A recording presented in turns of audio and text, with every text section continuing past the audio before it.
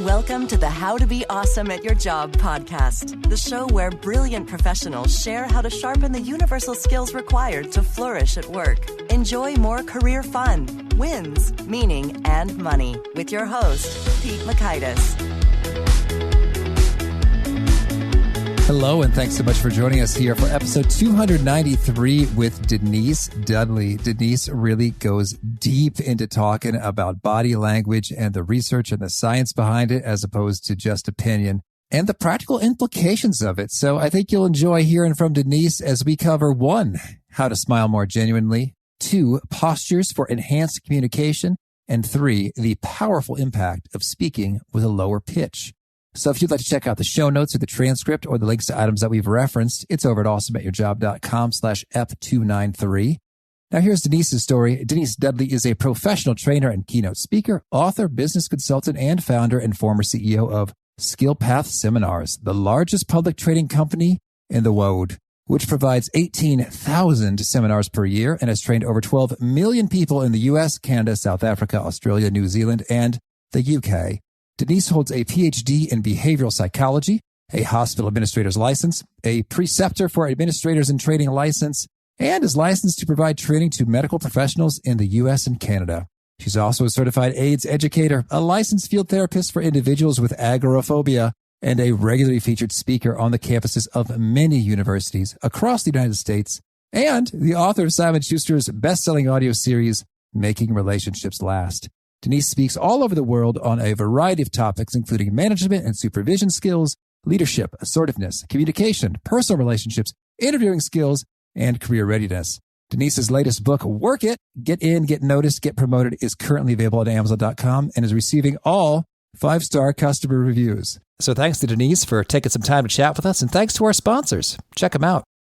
And big thanks to our sponsor, Acorns. Acorns makes it easy to start automatically saving and investing for your future. You don't need a lot of money or expertise to invest with Acorns. In fact, you can get started with just your spare change. Acorns recommends an expert-built portfolio that fits you and your money goals, then automatically invests your money for you. NerdWallet.com, whom I love on these sorts of matters, gives Acorns a whopping 4.7 stars and says, quote, if you want to make the most of your spare change, there's no better place to do that than Acorns. Head to acorns.com/awesome or download the Acorns app to start saving and investing for your future today. And we got a legal disclaimer here. It may not be representative of all clients. Tier 1 compensation provided. Compensation provides an incentive to positively promote Acorns. View important disclosures at acorns.com/awesome. Investing involves risk, including the loss of principal. Please consider your objectives, risk tolerance, and Acorns' fees before investing. Acorns Advisors LLC, Acorns, is an SEC-registered investment advisor. Brokerage services are provided to clients of Acorns by Acorns Securities LLC, member FINRA/SIPC. For more information, visit acorns.com. One sponsor to check out is Harvard Business Review. This brilliant magazine, published at hbr.org, is the leading destination for smart management thinking. Fun fact, HBR has been mentioned in 108 episodes of the show. That's because HBR has great stuff that comes up often. They've got explainer videos, podcasts, real-world case studies, and much more. I think of HBR each night that I put on my special orange glasses. Their article, Will Blue Light Glasses Improve Your Sleep?, revealed that those who wore them reported better sleep and a 7% improvement in work performance as compared to those who wore the sham glasses. So I cite HBR anytime anyone tells me that I look silly wearing them. Now, much of HBR's content is available for free when you sign up at their site. Subscriptions that get you unlimited content cost $10 a month.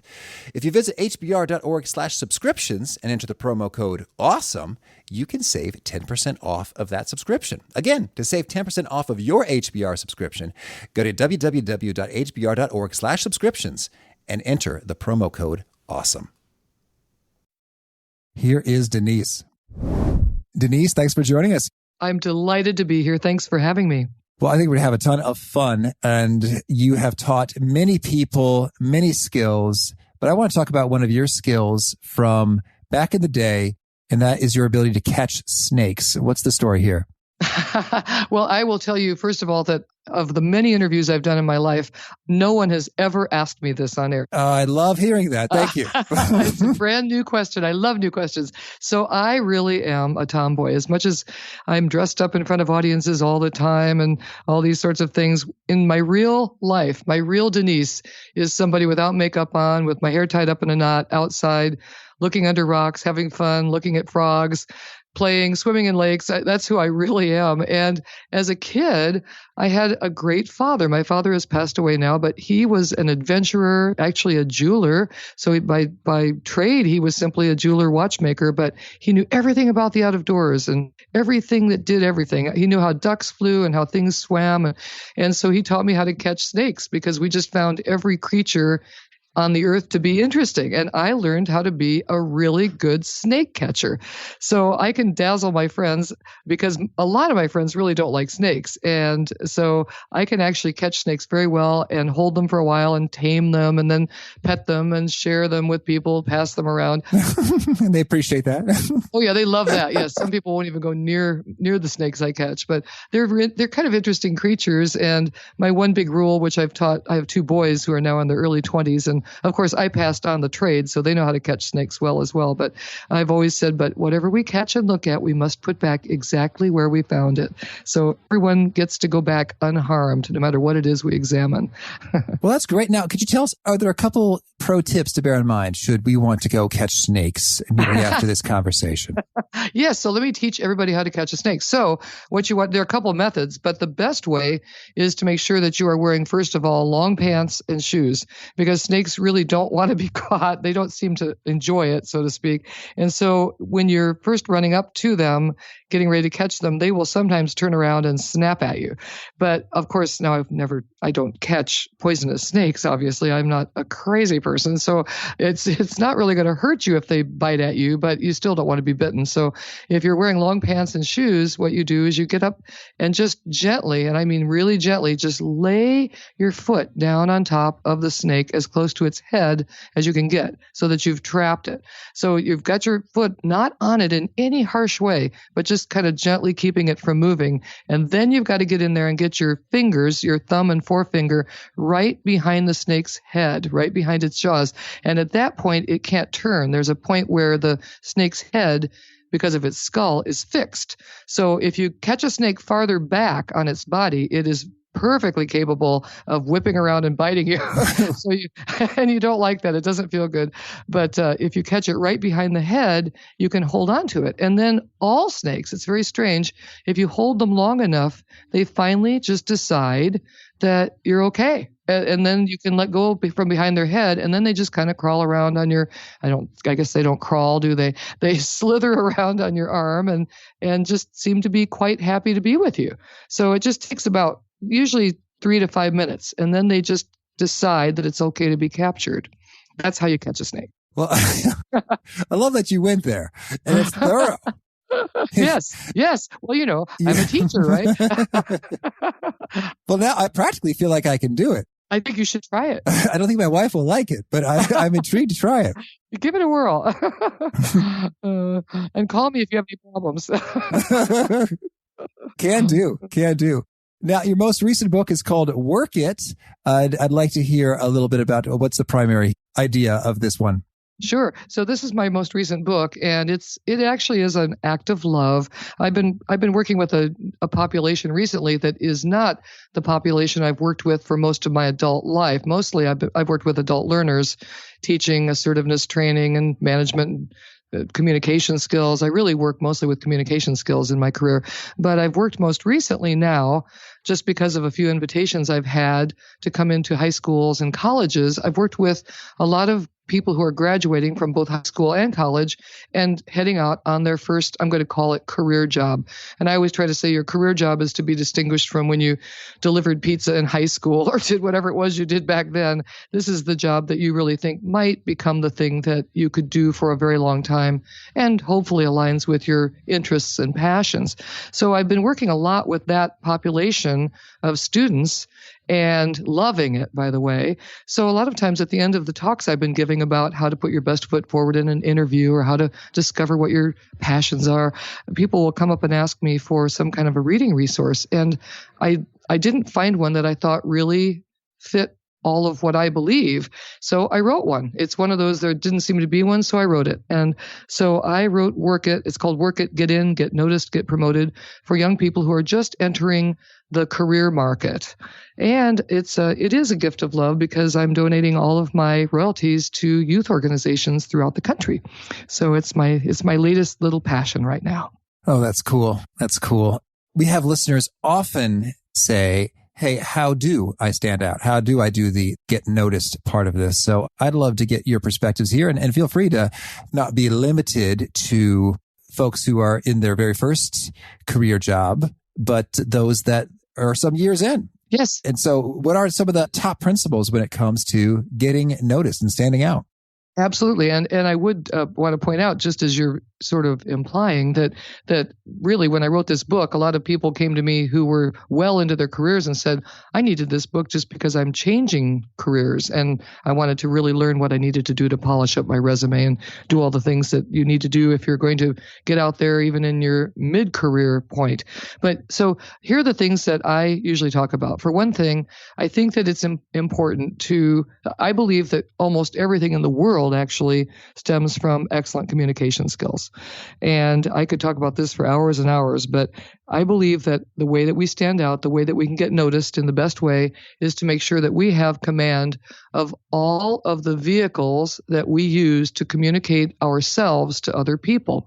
And when I talk about communication, I don't just mean sitting here talking. I mean facial expression, eye contact, what you're doing with your hands, your actual vocal tone and loudness. I like to go into details about all of those things and make sure that I do my best when I'm working with people to bring all of the communication components into alignment so that someone really is an excellent, I always call it a walking, talking, audio, visual representation of who you are.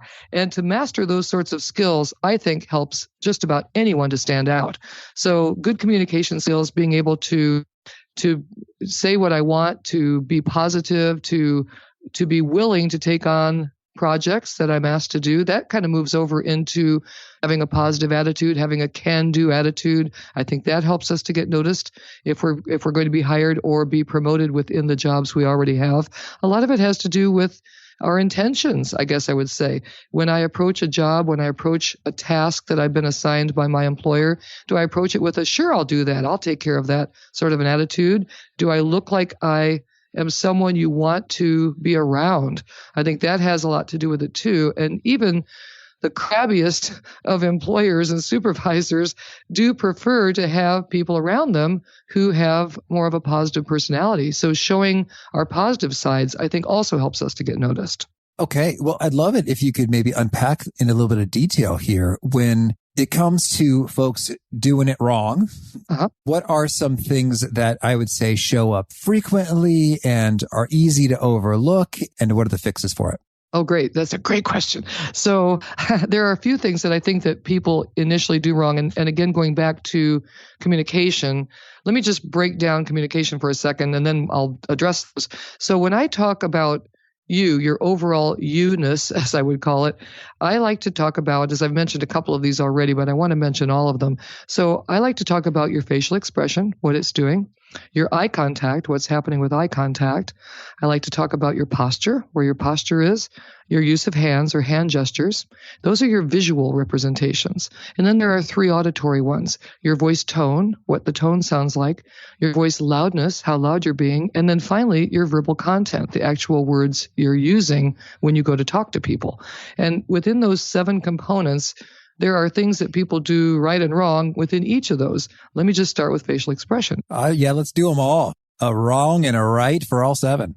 So with facial expression, what we want to do is we want to start with what's called, technically, there's a word for everything, what's called a neutral to positive open facial expression. Now, what does that mean? It means that when you first look at me, I'm looking open, I look approachable, I have a neutral toward positive expression on my face, which means I'm not scowling, but I'm also not smiling wildly, because if I smile too soon and too much, I look kind of scary in a way. Like you might not want to approach me. So I work toward neutral toward positive, skewing slightly toward positive when I first see you, when I first approach you. So when you first look at me, we know from a bunch of research here about first impressions. There are really 2 important first impressions. There is a first impression that's been really chronicled very recently, which now apparently occurs within about 1 second, actually under 1 second, a flicker of a first impression. And of course, a first impression that is is found within 1 second can be only your facial expression. It can't be anything else because I haven't talked to you yet. I haven't opened my mouth. You don't know what I'm going to say.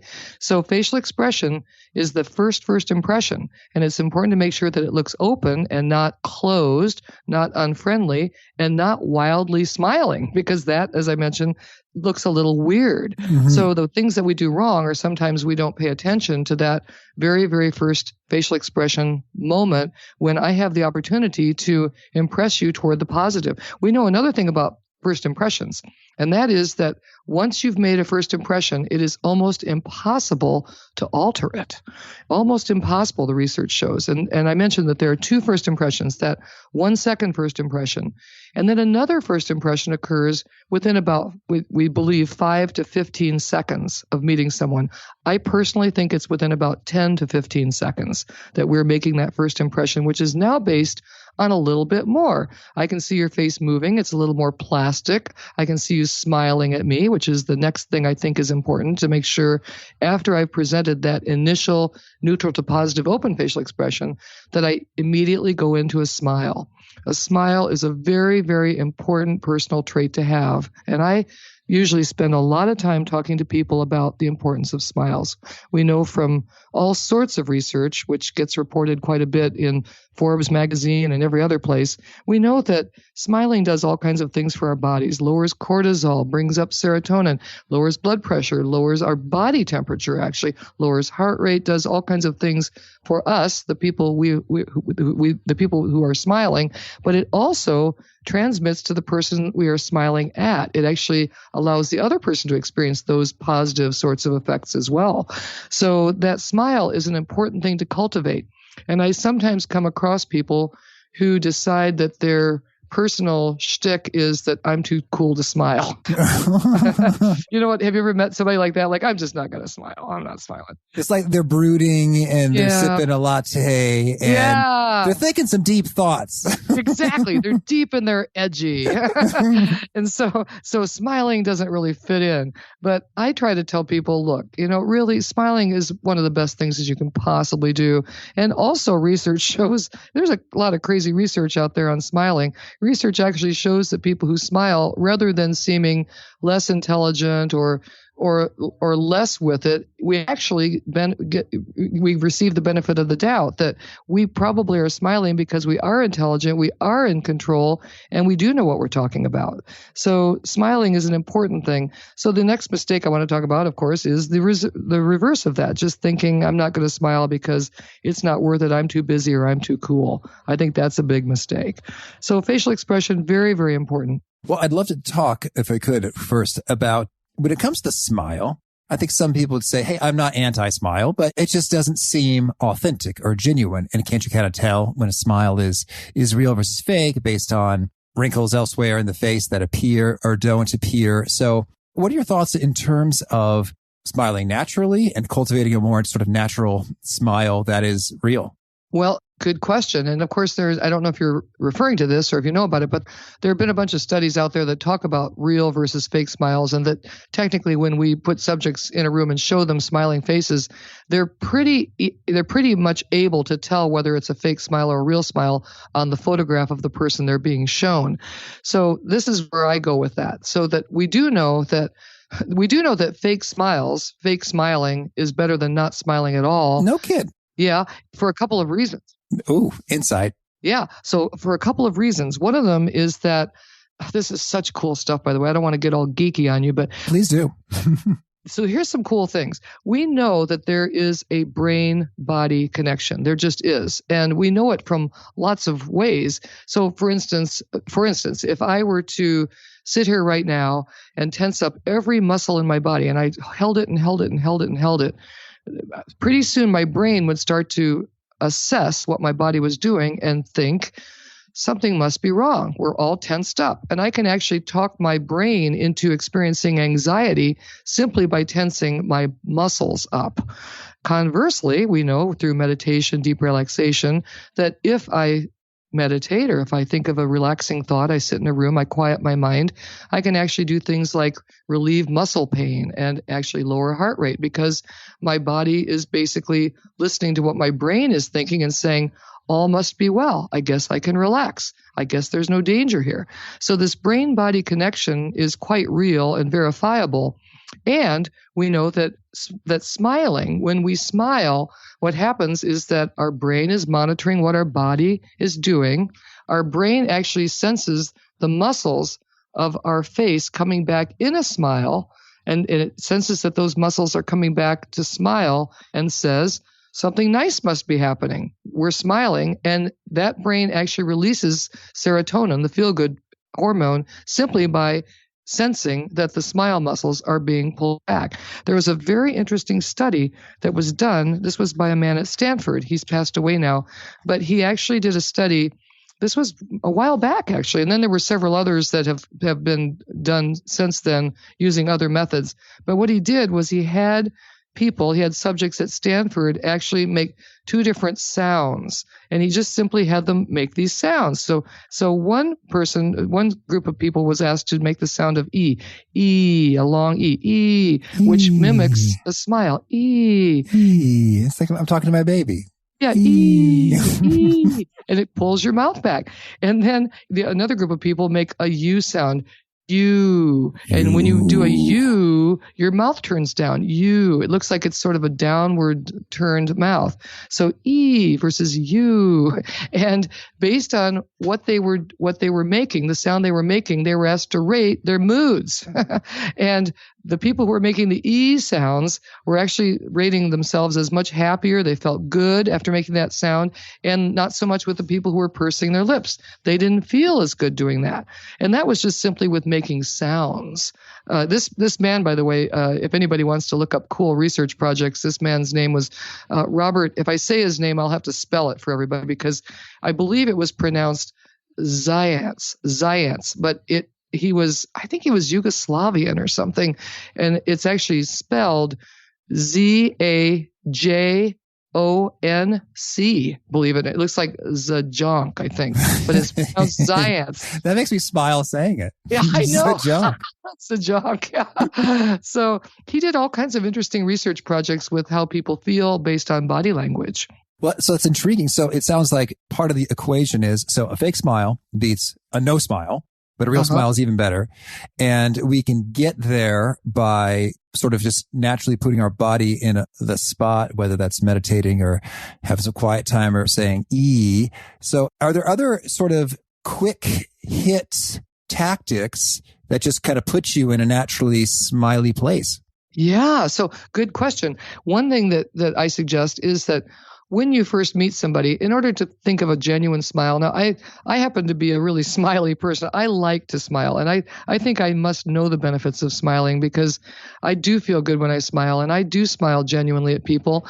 But for people who are just thinking, humanity, not another person I have to smile at. So if you're just not feeling it, or you're not, if it's not inside of you to smile, I always try to suggest to people, well, as you're meeting somebody, just think of something about them. If you know anything about them, or you're even looking at them, think about the most positive thing you either know or see about that person. Just go ahead, and as you walk up to someone, it's just a good way to focus. It's what I suggest to people, is to say, as I walk up to someone, just think, beautiful red hair, or just something, just track on whatever you can, or this person just received an award. And so whatever it is I know about this person that makes me like them or feel good toward them, it could be superficial like red hair, or significant like something that they achieved.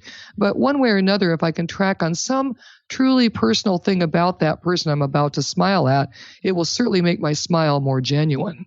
Mm-hmm. Oh, I like that. Thank you. All right. Well, we talked smiles in depth, and I love it. So maybe we won't get through the 7, and that's fine. But let's hear about eye contact. So eye contact, very, very important. So there are a couple things that people do wrong with eye contact, things that we do right with it. But I spend time talking about eye contact, even though it's, in a sense, part of facial expression, because it has its own personal set of important rules. So for one thing, it's very important, no matter how shy we are or reluctant we might be to do so, it's very important that we make eye contact with people we're interacting with. Very important, whether that's our our boss, our coworkers, our children, our spouses, people we're interacting with in the subway, whatever it is we're doing. If we're going to interact with someone, we want to make that eye contact. There are a couple times when it's absolutely imperative. And that's when you are either giving information, sharing some information with someone, like here are directions on how to do something, or when you are giving instructions. If you have a position at work where you need to orient someone to a job or tell them how to do something, very important that you make eye contact with the person at that point. It just helps lock in, here's what I'm telling you, please pay attention. So eye contact, very, very important. But the other part of eye contact is sort of a rule of eye contact, is that we make it, but we also break it. We mostly make it, and then we look away for a little flicker of a moment and then look back again. We want to make sure we make direct eye contact, but that we break eye contact as well. Now, some people will ask me, well, when I look away, where do I look? Well, anywhere. It won't matter. Just look away for a second and then look back. If you don't break eye contact whatsoever, you're going to appear one of two ways. There are two types of people who don't break eye contact. The first would be an aggressive person, someone who is intimidating me. And if you think about somebody, whoever it is you might be thinking of right now, who might have made eye contact with you and never looked away, just looked at you and looked at you and looked at you, it starts to get intense and it starts to become uncomfortable unless you just look away for a second, just break it and come back. The other set of people who don't break eye contact are people who are in love. So if you're in love with someone or you're romantically inclined, and so just think back to if you're in love right now or you've been in love, how you just don't want to look away from that person's eyes. And that's a good thing. It's an energy exchange. But when we're first meeting people out there in the world or working with people at work, we want to break that eye contact so as to not appear either romantic or aggressive. Now, I believe that there are some people who use eye contact quite deliberately to be aggressive and know that they are showing you that they are in a position of power by not breaking it. Okay. I believe there was maybe an Office episode about this. Don't break eye contact and don't break the handshake as a means of showing your power and your authority there. And so I guess I look away maybe more than is optimal just because I'm thinking hard, like about what they've said or what is the implication of the stuff. So any thoughts associated with the ratio? It sounds like you're saying you pretty much want to be on eye contact with brief breaks. How do we think about thinking when it comes to conversing with someone while also making eye contact? Well, if you're someone who looks away a lot, and one of my suggestions, because some people do that, some people want to close their eyes, in fact, while they're thinking. And so I suggest that if it's a really important conversation, it's going to continue for a while, that you do what I call pre-calling it. I always suggest to people that if you have some kind of a thing that you really want to do that steps slightly outside the norm of what a normal interaction might look like, that you just pre-call it, that you say, as Pete, you say, I really want to focus hard on what we're about to discuss this afternoon. And I want to tell you that sometimes if I'm not looking at you and I'm looking down, it's because I'm thinking very hard about what you're saying to me. So I just want to let you know that that's just something I do in order to truly absorb what it is you're saying. And I think it's okay to say that sort of thing. Then the person goes, oh, all right, okay. And they kind of get it. Because a lot of times if we look away, one of the things that if I'm talking and you look away for a long period of time, it tends to make the speaker run out of energy. I start to lose my energy because I'm thinking, I sort of trail off a little bit like, oh, okay, is he still here? Is he not? I'm not getting that feedback loop. So continuing that eye contact with the person we're speaking with is actually completing a communication feedback loop, which is telling me as you look at me, I am with you. I am with you in this conversation. So if you tend to break it a lot, I would just pre-call it and say, this is what I do in order to concentrate. Okay, thank you. And when it comes to making the eye contact, are you looking right at one eyeball, shifting two eyeballs? Which eyeball should we look at? Eyebrow, nose? Yeah, I love your questions. Okay. This is going to take hours. Let's have a 5-hour interview, okay? Because I love these questions. So there are a lot of things about where we look. So for one thing, we want to try to look at both eyes. Now, the closer we are to someone, if I'm sitting very, very close to you, you can tell that I'm shifting from eye to eye. If we're 8 feet away, we're not really actually shifting eyeball to eyeball. We're just looking at the person's eye area. And if we're way, way, way back, like 50 feet away, then actually eye contact gets perceived in the upper third of the face. We know that from research. So anything in the upper third of the face is perceived as eye contact. But the farther away we are from someone, the more it seems like eye contact. The closer we are to someone, the more important it is to look directly in the eyeballs. So we do our best to move back and forth between the two eyes. However, I always suggest to someone, this happened to me the other day, I was talking to someone who had one eye that was impaired. It was clearly not a functioning eyeball. And so I didn't want him to feel self-conscious. We were standing very closely together in an art gallery, actually, an art museum. And this was a guard, and he was telling me stories about the artwork. And I wanted to make sure that I just focused on the eye that was working because I didn't want him to actually think I was assessing the other eye. Mm-hmm. So I stayed on that eyeball really out of politeness. Plus, it's the only one that's functioning. So if he wants to see me as looking at him, I'm going to need to look at that eyeball. So I actually tailor it to what's happening with someone if they have any kind of a visual impairment. Otherwise, looking back and forth with both eyes is probably the best idea. I love that question. Okay, cool. Well, thank you. So, all right. So we got the facial expressions. We got the eye contact. How about posture?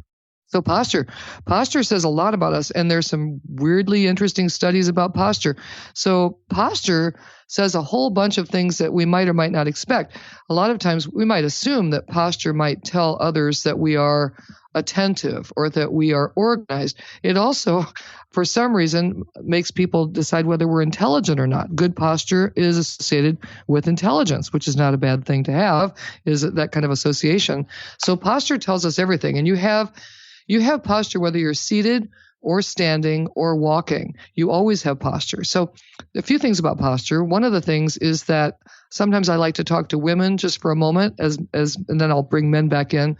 But a lot of times women got taught, especially older generations of women, far older than you or I are, a lot of older generations of women got taught to stand somewhat sideways in what was called in the 1950s model's pose. And model's pose said that we put our feet together very closely and then we turn slightly sideways in order to show off the most pleasant and slender aspects of our figure. How's that? So, boy, a little bit of sexism from the 50s here.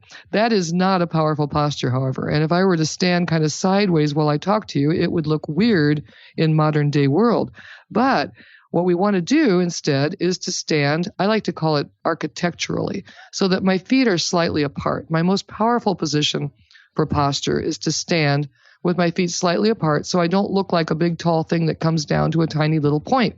So feet slightly apart, and then I want to make my upper body match my lower body. So I bring my shoulders back and into position so that I'm standing in a very comfortable, but we'll call it spread out sort of way, so that I'm not deliberately trying to look tiny. Now with that shoulders back suggestion there, a lot of times women start to wrinkle their noses at me if I say that, because women become self-conscious about their chests. And so I generally like women. It doesn't matter if your chest is big or small, you like it or you don't, no matter what it is you think about it, I promise that you will look better, more powerful, more assertive, more in charge of yourself with your shoulders back than if you're slumping forward and trying to cover up your chest. You will simply just look better. So taking that position is very, very important. Taking that position of I am here, I'm no bigger or smaller than I really am, and I own my own space. It helps you to assume that everyone in the room understands that you're here and you're here to stay. Back to the brain-body thing for a moment, because I think this is interesting stuff too. Very interesting study was done with shy people. Shy people were asked, in this case, to sit in a meeting. And you know how a shy person might sit, kind of folded over, minimalizing themselves so that they don't appear to really be present. They were told by the researchers to sit in this meeting. You don't even have to talk, just sit there. But in this case, spread yourself out. Just spread out a little bit.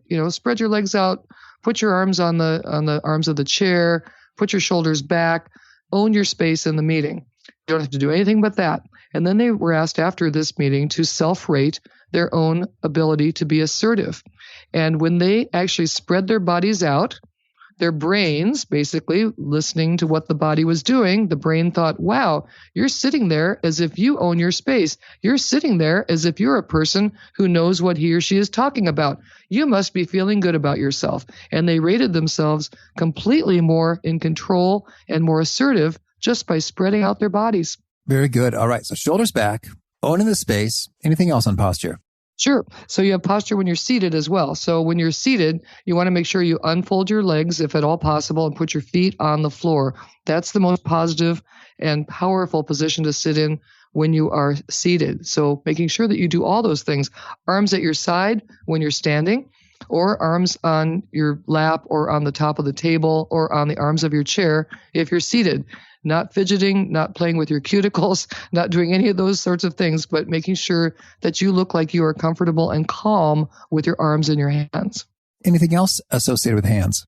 Oh, yeah. We can talk about hands next. So your hands are saying tons of things about you. And generally speaking, I would say that you probably, all your listeners out there are probably using their hand motions perfectly correctly, unless you've received some kind of feedback to the contrary, which could be that somebody says to you, whoa, you sure use your hands a lot. Or if they just start watching your hands while you're talking and it looks like there's a bumblebee between the two of you, then you're probably using your hands in excess. What we want to do with our hands is to make our hands match our message. We do want to definitely use our hands because hands help to describe what we're talking about. They actually help our brains to continue thinking right. For instance, if I were describing to you a beautiful park with a lake and swans on it, even as I'm sitting here talking to you right now, I'm actually moving my hands because I'm thinking about a park and a lake and swans. It actually helps my brain to visualize what I want to describe. So hands actually help guide our words in certain ways. But we want to use our hands because it also helps the listener, if they're looking at us, to know what we're talking about. If I kept my hands right at my sides and I never, ever moved them, it would look stiff and rigid, and it would look like I wasn't coming across in a natural way. Another thing about hands is that we like to take a tip from newscasters. Newscasters know to use their hands, but they keep their hands within a fairly small area because they really are in a box, basically. When we view a newscaster on television, we see a talking head, as we call it, sitting in a box. And if they were to gesture way, way, way outside of that box area, we would lose their hands.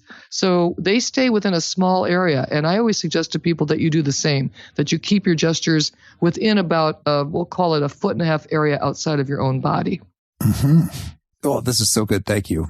Well, I'd like to talk about voice, but I'm also watching the time. And so maybe you tell me, is there anything else you really want to make sure to emphasize before we shift gears and hear about some of your favorite things?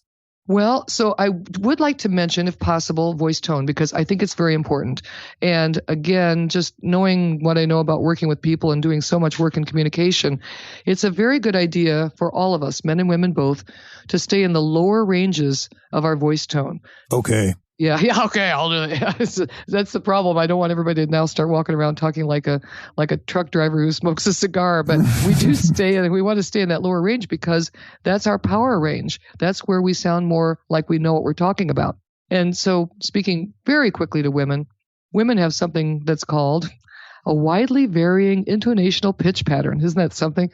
And it means that we go up and down and up. It's very, very musical, very melodic, but that uppermost pitch pattern is where we lose our power, where we go, well, hello, and it's really high. We want to stay in that lower range because it lends more credibility to what we're talking about. So cultivating a lower pitch pattern is a good idea for men and women both. Beautiful. Well, now can you share with us a favorite quote, something you find inspiring? Okay. Well, so, gosh, I have so many, but, well, there's the most obvious one is really a quote that comes from Mahatma Gandhi because it is really what I believe, and it's one that gets quoted a lot. And then I'd love to give you a second one, which is really my quote. It's something that I say that has helped me so much in life. But the one that really is in my soul is the idea that we should all be the change we want to see in the world. I think that says so much because sometimes even I get out there all the time and I'm working with people. I work with young people all the time. And sometimes I even am in my hotel room and I'm thinking, I'm just one person. And maybe I did talk to 100 people tonight, but that's just 100 people. And how many millions of people are there? And I start to think about one tiny little drop of water in the ocean. And then I think, no, by behaving this way, by being the change I want to see, if we all did that, we would create an amazing movement of change. So I've always loved that particular quote. And I would want the world to know that that's what I would love to live by, is that idea. But I also want to tell you another quote because it's something that is really my quote, and it comes from my life experience. And I've told so many people this, and it's actually in the book too that I wrote, that what I believe is that there are definitely times in your life when you cannot tell the bad news from the good, especially when you're stuck right in the middle of a situation. And you could think that the worst thing in the world was happening to you, and lo and behold, it's about to become the best thing that ever happened to you. So I like to encourage people to know that you don't know the bad news from the good until you get down the road a little bit and figure out what the repercussions are from whatever it is you're experiencing. Oh, lovely. Thank you. Now, you've cited a lot of studies. Do you have a favorite? I'm kind of a study junkie because of what I teach. And so we've already talked a lot about the smiling studies, and there are a lot of them about lowering blood pressure. And I even know these are legitimate studies. So I don't ever quote studies that I can't really find the abstracts on. But recently, since we've already covered smiling, I have been enjoying so many studies out there on walking. So I am talking to lots of audiences about walking. We kind of know intrinsically how walking works. It's just a great thing to do, but it's a mood enhancer and it's a creativity enhancer. It does all kinds of things. There are some great studies. There's one that came from the Midwest, not so far from Chicago, from Iowa State University. There was a study that they did of getting people to walk, subjects to walk. And all they needed to do was walk for 12 minutes. So this isn't very long. It's just getting up and moving. And they called it, in the study, it's called incidental ambulation. That means, don't you love that? Incidental ambulation, which means walking without a purpose, I believe. But they just got people to get up and walk. And in this study, they even told the people in the study, okay, we want you to get up and move around for a little bit before you come back to the task at hand, which was really a fake task. They were really testing walking, of course. And they even told them, when you come back from walking, we're sorry, you'll probably be tired and you might not really be in the mood to finish this test, but we just want you to get up and take a walk for a moment. So they even negatively biased the experience of the walkers. But of course, when the walkers came back, their mood was improved. They were better able to focus on the test they were taking. All good things happened from that in a mere 12 minutes, basically. And there are a whole bunch of other ones. So walking tests recently, walking research is amazing. Stanford University figured out that walking for just 5 to 15 minutes increases what's called divergent thinking, which is what they mean is creativity. And it also helps with plasticity of the brain. Cognitive performance improves while you're walking. Max Planck Institute did a whole bunch of studies on it and found out that cognitive, basically just thinking, the ability to think, improves while you're walking. The only caveat there is that you need to walk at your own preferred speed, and it creates a rhythm in your brain that your brain enjoys, which facilitates thinking. So I'm loving studies recently on walking because they are reminding me to get up and walk every now and then. Lovely. Thank you. And how about a favorite book? Well, I probably could be quoting business books since this is a business, but my favorite books are really not business books because sometimes I just need to get out of my own head. One of my favorite all-time books is The Right Stuff by Tom Wolfe. It's reportage at its best. It's before Tom Wolfe ventured over into novels and fiction. He was really one of the best reportage writers in the world. And The Right Stuff actually reviews our space program in the United States. A brilliantly written book, just a fun book to read, and so interesting just about what astronauts had to go through. So I'm loving that book. And another one I want to give a shout out about, I read 2 summers ago, and it's Bill Bryson. I happen to love Bill Bryson's writing. And he wrote a book called One Summer America 1927.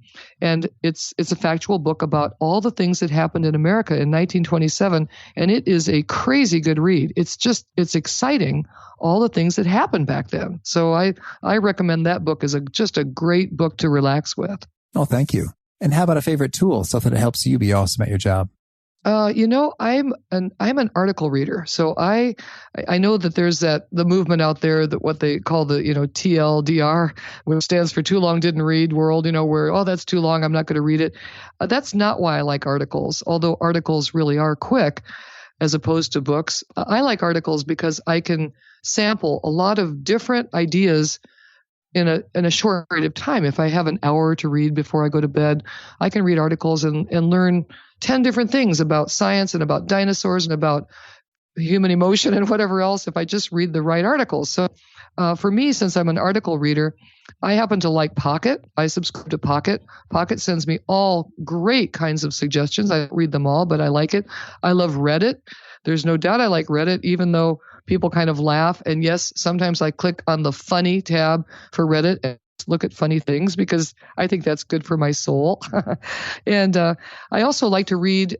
I like to read outside of the United States about the United States because it's a very interesting perspective. When I discovered it when I have to travel a lot for work. And so sometimes I'm reading about the U.S. while I'm sitting in London. And so there's a different perspective when you're not the U.S. talking about the U.S. So one of the newspapers I like to read is called the Globe and Mail. It's Canadian, and it's very close to us, but it has very interesting U.S. perspectives. So I like the Globe and Mail, and then finally I like something called the Browser, but in this case it costs money, whereas Reddit and Pocket and StumbleUpon are all free. I think the Browser is about $35 a year or something, but they send me really good suggestions for articles to read as well. Oh, very cool. Thank you. And is there a particular nugget you share that really seems to connect and resonate with audiences? Yeah, it's when I am working with audiences, the thing that I say that I think most people resonate with, and it's usually after, of course, I've been talking to them for a while, is this. I tell people, in human relations, in communication, in your life, as you walk around and illustrate who you are, everything counts. I even have a slide at the end of most things that says everything counts. How you talk, what you do, what you look like, how you interact with people, how you think, your work product, your actions, your thoughts, everything counts. Everything is you. And so you don't ever get away from you, and you don't really ever get to do something that doesn't represent you, even if you wish you could. Whatever it is you're doing, it counts. And so I think that that's good news, because I would say if everything counts, from my facial expression to how I treat people, then why wouldn't I want everything to count in a direction that makes me the very best possible person I could be? Yes, thank you. And Denise, if folks want to learn more or get in touch, where would you point them? So I've got a website. It's DeniseMDudley.com, M like for my middle initial. So DeniseMDudley.com. And of course, I'm also on LinkedIn and Facebook and Twitter, the usual. And I'm also the founder of a very big training company called SkillPath Seminars, which is a very big company. And so I've sold it, but I'm still quite involved in it all the time. So if there were no other way that you could remember to reach me, you could call SkillPath and they could put me right through. So those would be good ways to reach me. Beautiful. And do you have a final challenge or a call to action you'd issue to folks seeking to be awesome at their jobs? Yep, I do. I've thought about what I'd want to say, and it's this, and I'm a huge believer in this. I want to strive for myself, and my call to action for everyone else is that, I guess I'll describe it this way, that there are times when you meet somebody and you'll think of someone right now, like when you meet somebody, and it could be in the grocery store checkout line, it's somebody you work with, it's someone you're related to, but when you walk away from them, you feel better about yourself, or you feel better about the world, or you feel like it's not such a bad place or something. I call it being expanded, that somehow I feel expanded because of having been in the presence of a certain person.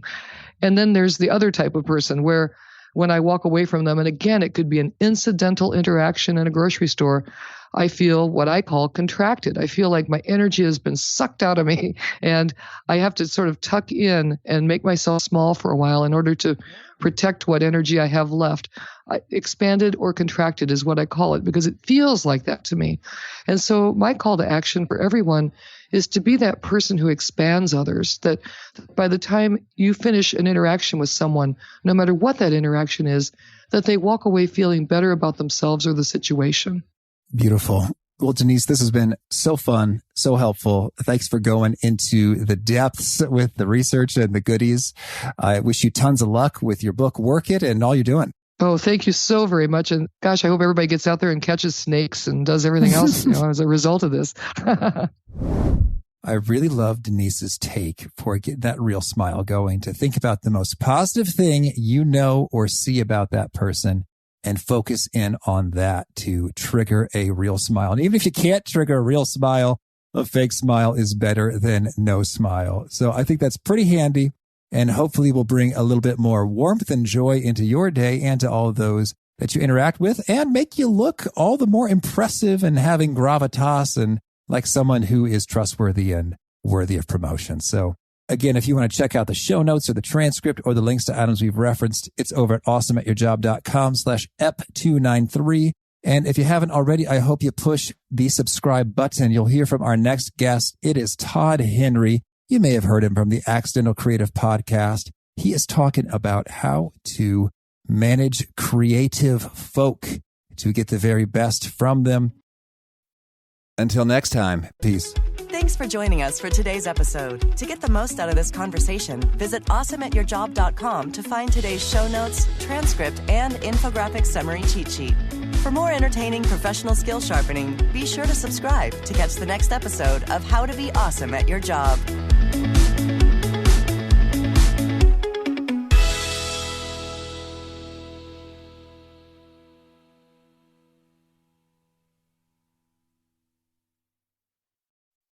Look around. You can find cars like these on AutoTrader. New cars, used cars, electric cars, maybe even flying cars. Okay, no flying cars, but as soon as they get invented, they'll be on AutoTrader. Just you wait. AutoTrader.